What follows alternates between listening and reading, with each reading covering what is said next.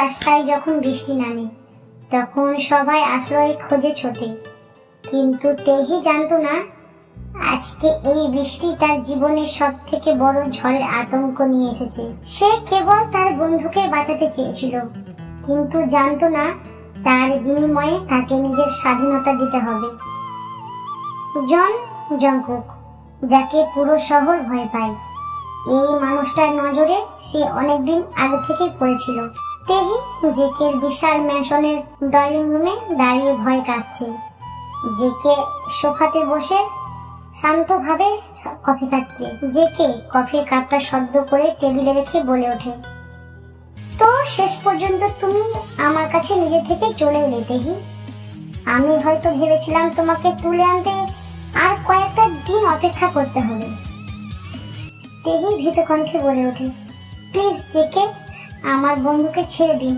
ও নির্দোষ, ও আপনার কোনো ক্ষতি করেনি।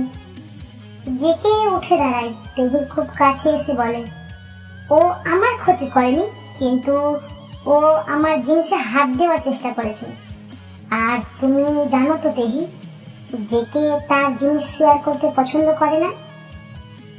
তেহি বলে ওঠে, আমি আপনার জিনিস নই, আমি একজন মানুষ। জেকে তেহির চিবুক ধরে নিজের দিকে ঘুরিয়ে বলে, আজ থেকে তুমি শুধুই আমার। তোমার কলেজে তোমার বন্ধু, এমনকি তোমার প্রতিটা নিঃশ্বাসও এখন থেকে শুধু আমার অনুমতি নিয়েই হবে।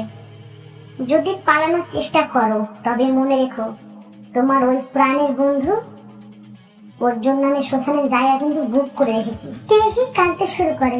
জেকে তার পকেট থেকে একটা রুমাল বের করে তেহির চোখের জল মুছিয়ে জেকে একটু নরম স্বরে বলে ওঠে, কান্না থামাও, আমার সামনে তুমি শুধু হাসবে।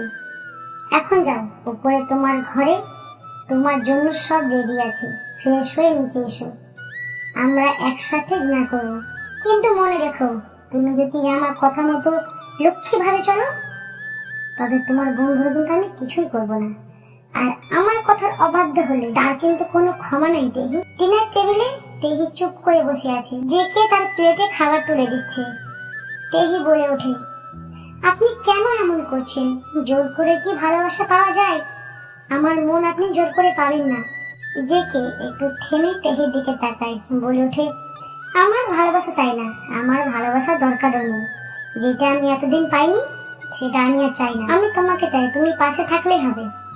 আর যদি ভালো না বাসতে পারো তবে ভয় পাবে, কারণ তোমার ভয় মিশ্রিত চোখ, ওই চাহনিটা আমার ভীষণ প্রিয়।